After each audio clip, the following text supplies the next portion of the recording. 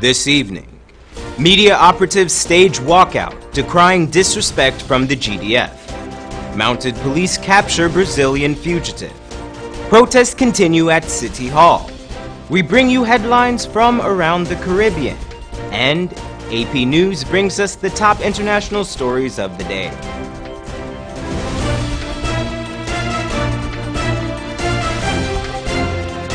From Safe TV headquarters in South Granville Gardens, this is Safe TV Headline News with George Gonzalez. Today is Thursday, January the 25th, 2018, and this edition of Headline News is now being streamed live on our YouTube channel. Thank you for joining us. In complete defiance of what GDF claims is protocol, media workers collectively walked out of an Army function attended by the head of state. Wendell Jeffrey was one of the journalists present and filed this report. An obviously agitated senior media personality, Dennis Shribral, was heard chastising Army official Colonel Michael Shadhood before walking away. And I told you already about this officer, I did nothing about it. Nothing. You have this caroling like if you're happy that person in the room. This is the second year. The event was the Guyana Defense Force Annual Officers Conference. It was held today at the Army's headquarters at Camp in Ghana, Georgetown. Many of the media personnel present said that this is not the first time the Army has treated the media with such disdain. The fallout came when members from about 15 media houses were asked to wait in a cramped conference room for close to an hour. All the while, the event was taking place at another location on the Ayangana compound. After constant badgering from the press corps, we were released from the office and asked to maintain a military-like formation as we were ushered to the location of the event about 10 minutes away. When we arrived, the event was well on its way. Chief of Staff Brigadier Patrick West was addressing the attendees. There were no arrangements made to accommodate the press. Speaking to the media after the walkout, head of the Public Affairs Unit, Colonel Michael Shadhood, said that the corralling of the media and the delay to access the event were both deliberate and intentional. When asked to proffer a reason, Colonel Shadhood said that speakers typically share sensitive information at the conference, information that they don't want the public to know. But media workers noticed that a crew from the Department of Public Information was already filming. When asked to account for the video cameras that were set up at the event, Shadhood said that those cameras belonged to the Army. That's right. They have cameras in there too. We're not here to do you guys. But how about the cameras in there? What's the reason for that? You need to let us know. Those are our cameras. Some of the questions that the press had planned to ask the President and the Army officials were for an update on the Venezuelan syndicate gang. A recent video shows the Venezuelans decapitating a young man said to be of Guyanese origin. There is also talk that there is an increased presence of U.S. military officials in the hinterland and that there are rumors that the U.S. Embassy is constructing a military base in Region 1 as a result of our massive oil find. The walkout voided any interaction between the Army personnel and the media. The walkout was led by Press Association Vice President Zoysa Fraser. Soon after the walkout, the Guyana Press Association issued a statement denouncing today's treatment of the media. For Channel 2 Headline News, I am Wendell Jeffrey. Thanks, Wendell. Ranks of the Mounted Patrol in Lethem captured an escaped inmate. While on patrol yesterday in the Takutu River area, ranks of the mounted branch stationed at Lethem detained a man who began acting in a suspicious manner after seeing the troopers. Upon questioning the man, the officers took note of his foreign accent. Soon thereafter, the detainee was positively identified to be convicted criminal Roger Batala Rodriguez. He was one of the 100 inmates who recently escaped from a prison in Brazil. The escapee was serving a sentence for vehicular theft and has since been handed over to law enforcement officials in Brazil. The Guyana police force lauded the work of the mounted branch in a press release, saying, quote, "Since the establishment of the mounted branch in Lethem on December 4th, 2015, in an effort to combat crime in isolated areas, it can be said that the equine section of the force has ensured that its presence is continually felt. So far, a number of persons have been arrested, charged, and committed to prison for various offenses including trafficking and possession of narcotics and possession of ammunition." The grandmother of slain mentally ill vendor Marlon Fredericks is demanding justice for her grandson. Esther Sobers has more on the issue. Several persons today voiced their dissatisfaction about the handling of several unresolved matters at City Hall. On the front line of the protest was Marlon Frederick's grandmother. She is pleading for justice for her grandson, who was shot and killed by a city constable while escaping police custody. So angry at the way the constable handled this thing. And I hope that the relevant authorities would look and see and look into this thing so that we won't have a recurrence of this thing. These things have been going on. You and I could be shot. You and I could be killed on the street because of some, I don't know what, untrained maniac just moving around the place with a weapon. Not satisfied with the manslaughter charge given to the constable, the distressed woman vowed to continue the process every Thursday until justice is served. Manslaughter, to my mind, it's really questionable. The manslaughter charge is questionable, man. Also part of the protest is the well-known protester Joe Singh, who is calling for more training for city constables. Things have to change. We must have a different way of operating. The standard operating procedure for the city police can't be shoot first, ask questions later. So I'm saying the local government commission, the Minister of Communities, Mr. Volkan, needs to step in, needs to put a stop to this. If we need an interim management committee at City Hall, let's go that route. In a recent City Council meeting, Town Clerk Royson King admitted to paying $800,000 bail plus legal fees for manslaughter accused City Constable Gregory Bascom. Persons at the protest also accused the MNCC of protecting child rapists. This is in reference to an alleged rape that had occurred at City Constabulary Outpost last year. Reporting for Channel 2 Headline News, I'm Esther Sobers. Thanks, Esther. Don't go away. We have more news for you after the break. For the best Creole food in town, come to Ridley's Restaurant. Taste our hot meals, fresh bread, and sweet pastries. Our spacious dining hall is free for all occasions. For reservations and more, call 226-2518 or 225-7245. We're open Monday to Saturday from 7 a.m. to 6 p.m. Wrigley's Restaurant, located at 38 Robb Street, Laceytown, between King and Wellington Streets. For breakfast, lunch, and dinner, Ridley's Restaurant. Tasty and healthy eating.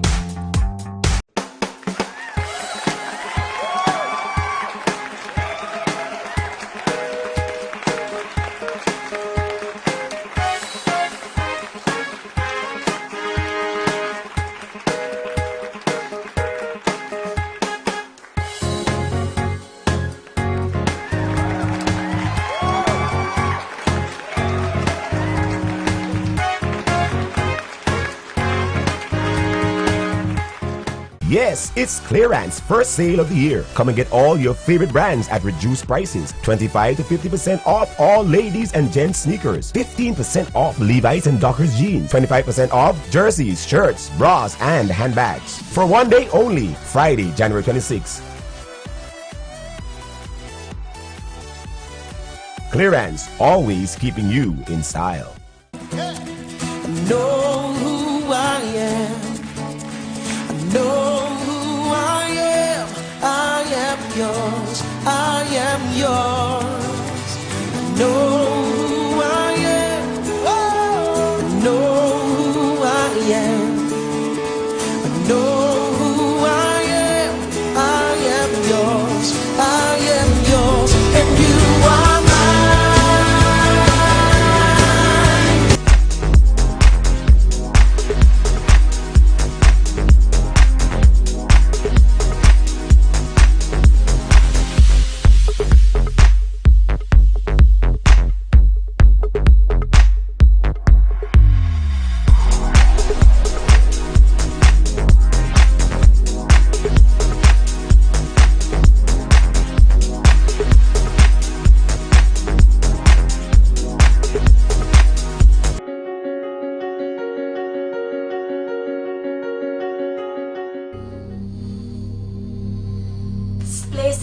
really hot. What's wrong with your AC?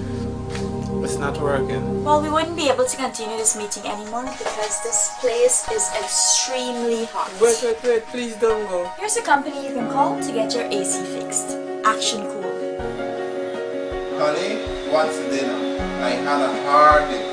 I'm sorry you had a hard day, but guess what, babes? I didn't cook today because the stove is not working. Having trouble at home or at the office? Then call the professionals at Action Cool. Our fully trained technical team have the skills and experience in repairs of all air-conditioned units, refrigerators, gas stoves, washing machines, and a whole lot more. For further information, visit us at 86 Hill and Princess Street, Mandela Avenue, Georgetown, or call us on telephone number 225-7867.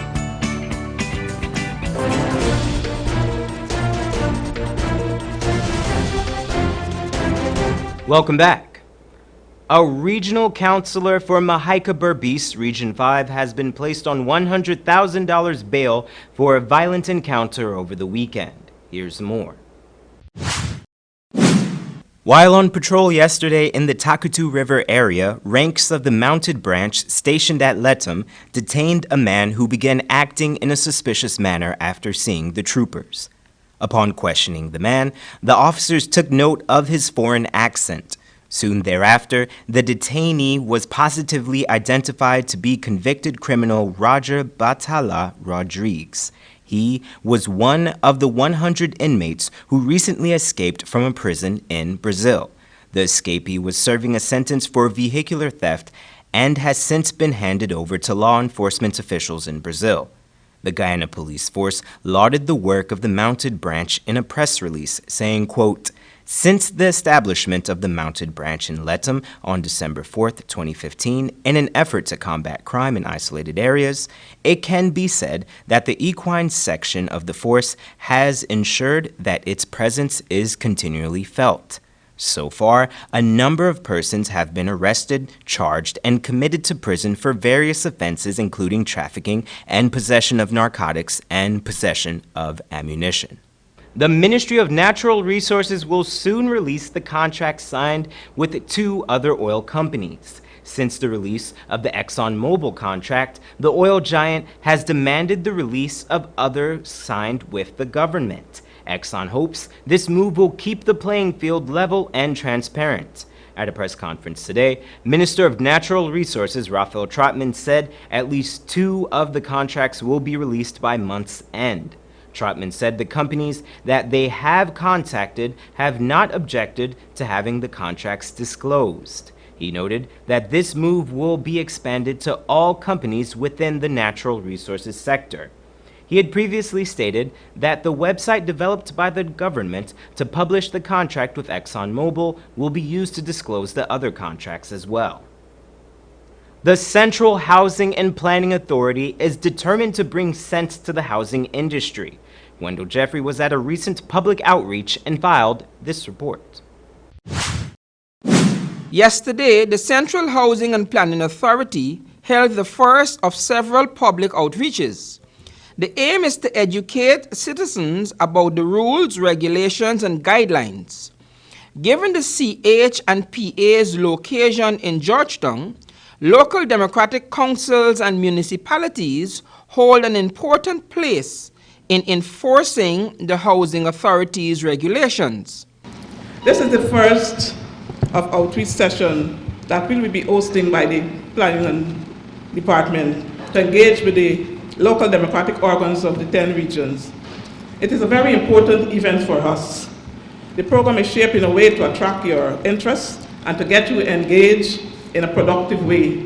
So we are aware that some of you are new to the system and you need to be au fait with the functions and responsibilities that were delegated to the local authorities with regard to building regulations. Denise Pilou was the chairperson for the event. She said that the sessions were designed to improve the working relationship between the department and the local representatives. We have put a lot of thoughts into shaping an outreach session that will hopefully get us closer, that will hopefully get us to work together and to create a stronger interagency relationship with all local authorities in general. Jermaine Stewart Chief Planning Officer of CH and PA, said that the sessions are part of a larger set of initiatives. This session is one of the follow-up actions coming out of the National Planning Forum that was held last year. Stewart's presentation dealt with defining the nuances between planning and building regulations. Stewart noted that persons regularly confuse the two. My presentation this morning will be providing the context and background for this session by providing an explanatory note on the differences between the planning and building regulations. So the process of land use planning consists mainly of two twin functions. That of the development planning, and this function is a plan preparation process, resulting where you have the output of the land use plan, the planning scheme, or a spatial plan, and the development control function. So our focus here this morning is on the development control function. Let me emphasize that the purpose of the planning control is not to stop development, it's to facilitate development. Stewart then sought to explain one of the agency's complications. The planning control process is twofold. You have the planning permission approval, and you have the building permission approval process. A lot of persons, they think it is one, but there is a slight difference.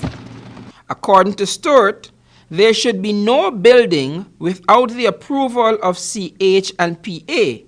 Any construction without such approval is a violation of the law. And a lot of time, once they, at the level of the local authority, once they say go ahead and build, they go ahead and build without the requisite approval from the Central Housing and Planning Authority, and that's the planning permission. Unauthorized development. A lot of times is without permission, developers, they go in and start construction, and sometimes it's not within within the building regulations. The site may not be suitable. Let's take a very highly residential area, for example. Okay, I got this lot here and I decided I want to put up a furniture making facility. You go, you establish a furniture making facility, but you're bothering your neighbors because you have noise, you have dust, you have odor. You did not get planning permit. The outreach yesterday proved that there needs to be a more collaborative agreement between the local municipalities and the Central Housing and Planning Authority.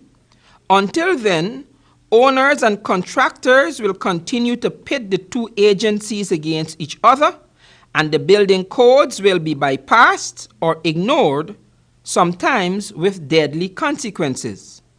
For Channel 2 Headline News, I am Wendell Jeffrey. Thanks, Wendell.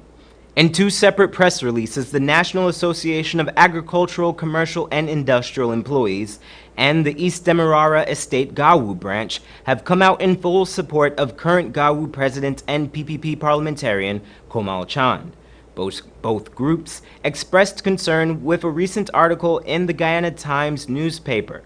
The article claimed that several unnamed persons attached to an East Demerara sugar estate are calling for Komal Chand's resignation. The two groups reject claims of mass dissatisfaction with the union leader's performance. The Gawu branch distances itself from such comments and again expresses their support for Mr. Chand. Join us after the break where we take a look at Guyana, the region, and beyond. Stay with us.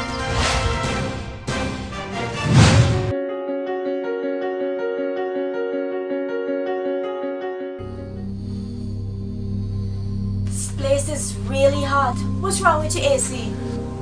It's not working. Well, we wouldn't be able to continue this meeting anymore because this place is extremely hot. Wait, please don't go. Here's a company you can call to get your AC fixed. Action Cool. Honey, what's dinner? I had a hard day. I'm sorry you have a hard day, but guess what, babes? I didn't cook today because the stove is not working. Having trouble at home or at the office? Then call the professionals at Action Cool. Our fully trained technical team have the skills and experience in repairs of all air-conditioned units, refrigerators, gas stoves, washing machines, and a whole lot more. For further information, visit us at 86 Hill and Princess Street, Mandela Avenue, Georgetown, or call us on telephone number 225-7867.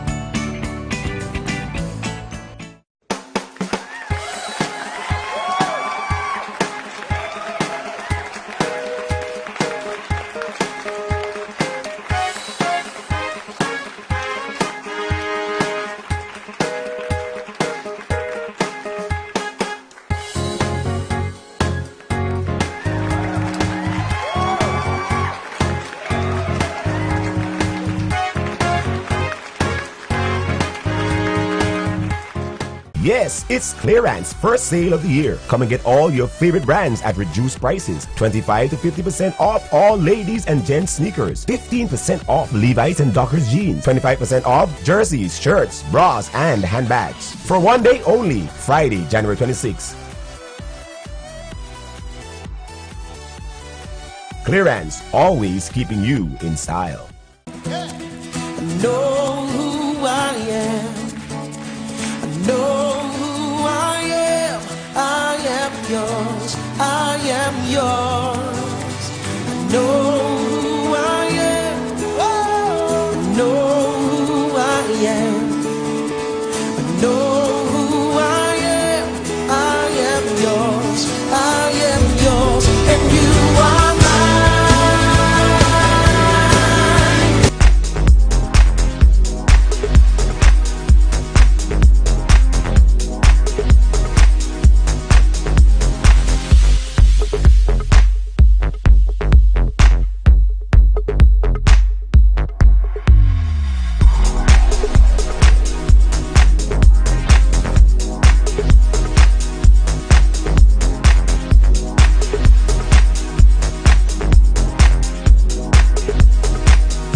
For the best Creole food in town, come to Ridley's Restaurant. Taste our hot meals, fresh bread, and sweet pastries. Our spacious dining hall is free for all occasions. For reservations and more, call 226-2518 or 225-7245. We're open Monday to Saturday from 7 a.m. to 6 p.m. Wrigley's Restaurant, located at 38 Robb Street, Laceytown, between King and Wellington Streets. For breakfast, lunch, and dinner, Ridley's Restaurant. Tasty and healthy eating.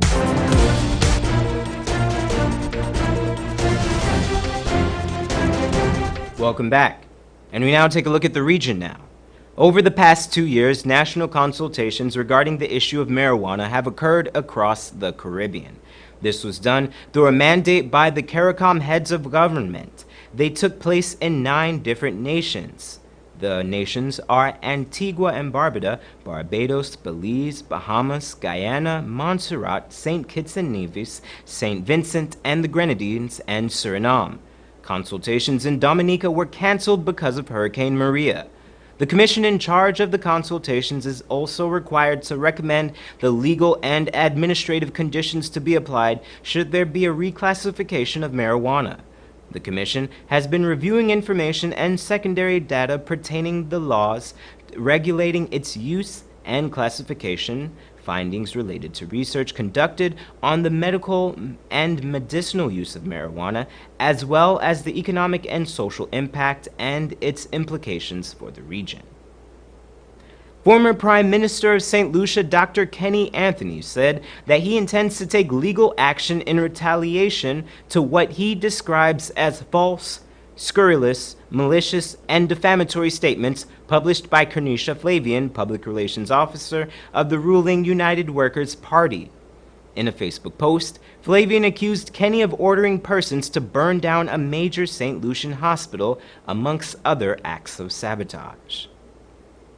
Police in Barbados are set to get expanded powers that will include implementing 2-day curfews or a so-called special investigation period in response to serious violence. The additional powers are proposed under the Police Amendment Bill 2017, which was debated in the House of Assembly yesterday.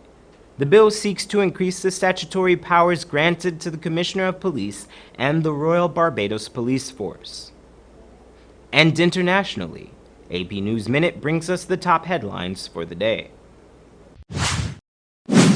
This is AP News Minute. President Trump says he's more than willing to answer questions under oath for Special Counsel Robert Mueller's Russia investigation. Trump joins the World Economic Forum in Davos, Switzerland on Thursday. Michigan State University President Lou Anna Simon resigned following an outcry over the school's handling of allegations against Larry Nassar. Nassar worked at the school as a doctor and was sentenced to up to 175 years in prison for molesting young girls and women. A sheriff's deputy was shot and killed just north of Denver on Wednesday night. At least one suspect was taken into custody. Authorities were searching for 2 more early Thursday. And wildlife workers in South Florida had to catch a manatee that was tangled in a life vest. The manatee was brought onto land, untangled, and returned to the water. Shirley Smith, The Associated Press, with AP News Minute. Now for your 7-day weather forecast.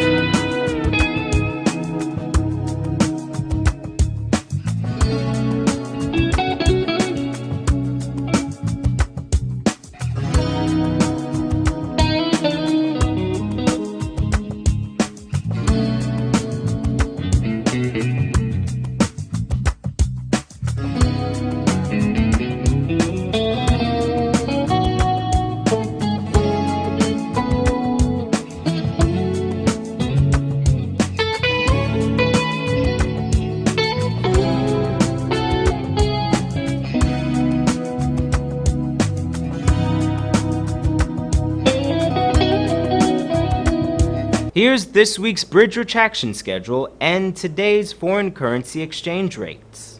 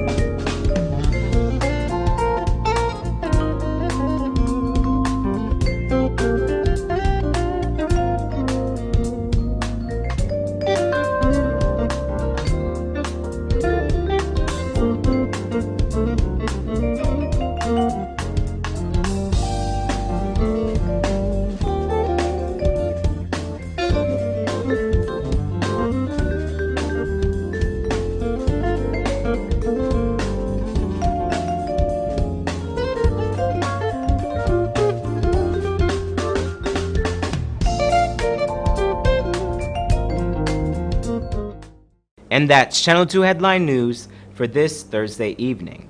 As we take our leave, we invite you to find Channel 2 Headline News on Facebook and YouTube. You can also tune in tomorrow morning at 6:30 for a rebroadcast.